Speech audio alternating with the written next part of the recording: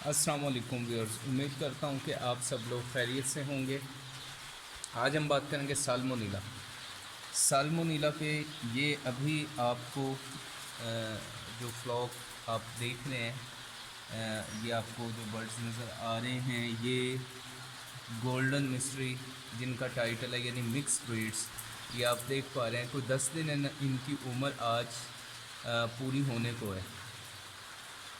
Typhoid इसमें active हुआ और अचानक से इसकी एक बड़ी मोर्टेलिटी हो गई, यानी करीब कोई 1000 चूज़ा 72 घंटे में एक्सपायर हो गया। मैं अब आपको थोड़ी सी तवज्जो दिलवाऊंगा इस चीज़ पे। मेरी गुज़िश्ता वीडियोज़ में भी आप लोग ये देखते हैं कि मैं बहुत ज़्यादा बात करता हूँ, ख़ास करके साल्मोनीला पे, कि ये एक बड़ा चैलेंज है माँ की तरफ से, जो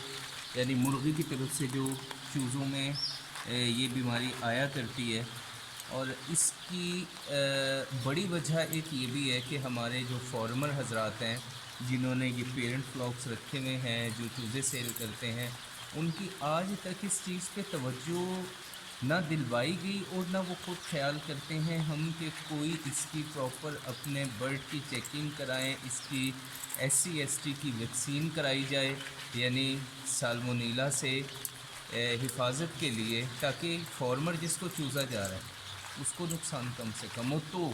चूज़ा ख़रीदने के बाद मैं अक्सर आपको कहा करता हूँ कि हम इसकी सेफ्टी फॉर सोडियम इंजेक्शन लगवा दिया करते हैं, या अगर हमें लगता हो कि सेफ्टी फॉर सोडियम नहीं लगाना तो हम इसकी थेरेपी नॉक्सिटिन से करा देते हैं। इब्तदाई इस चैलेंज को कम किया जाए, क्लोरम और टाइफाइड को, इससे इब्तदाई अमवात ना हो सके। नॉर्मल जा रहा था चूज़ा, इसमें एक्टिव हुआ और एक्टिव होने के बाद टाइफाइड ने एक बड़ी अमवात कर दी। उसकी वजह क्या बनी, ज़रा इसे समझिएगा। चूज़े को टाइफाइड में जब इब्तदाई तौर पे ये इलामात इसमें ज़ाहिर होती हैं, आपका फ्लॉक में जो सबसे बड़ा चैलेंज पेश आता है आपको, वो आती है हेडलिंग। और रात का वो हिस्सा जब आपकी शेड का दर्जा हरारत दिन की निस्बत से तेज़ी से गिरना शुरू होता है, वो करीब 2 बजे के बाद होता है, 2 से लेकर सुबह 6 बजे तक। यहाँ पे तेज़ी से आपका टेम्परेचर गिर रहा होता है और आपने जो हीट अपने शेड में मेंटेन की हुई होती है, या यूँ समझो कि आपने जो हीट बनाई हुई है, वो आपकी दिन के हिसाब में है। अब हडलिंग की वजह से आपकी उतनी अमवात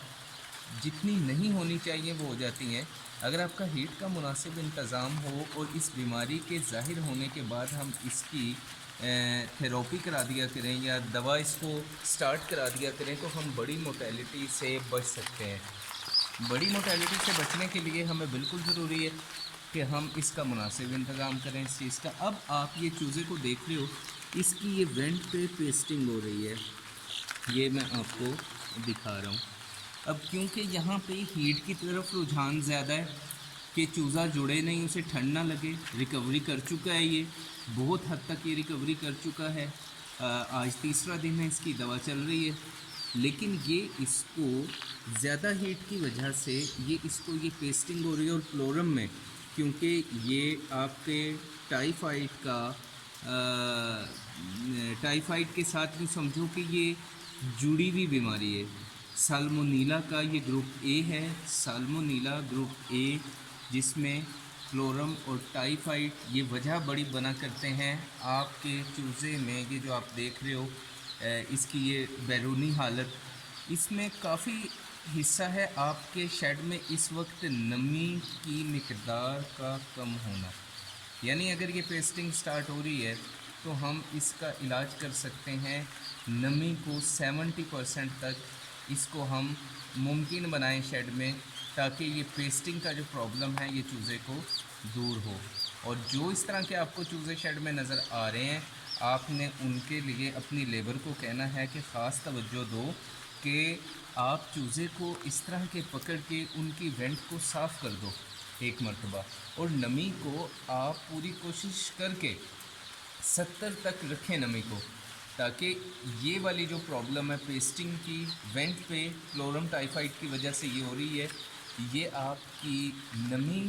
کم ہونے کی وجہ سے، ہیٹ زیادہ ہونے کی وجہ سے بڑی تیزی سے چوزے کی وینٹ کو بند کر سکتا ہے۔ انٹیسٹینل انفیکشن بڑا خطرناک اس سے ہو سکتا ہے اور اموات کی ایک بڑی وجہ بن سکتا ہے۔ دوسری چیز آپ کو یہ عرض کرنی ہے کہ آپ کے فلاک میں اگر یہ جڑنے کا مسئلہ ہو، یہ میں نے گزشتہ ویڈیو میں بھی کہا کہ جب آپ کا فلاک دیکھو کہ جڑ رہا ہے تو جڑنے کا مطلب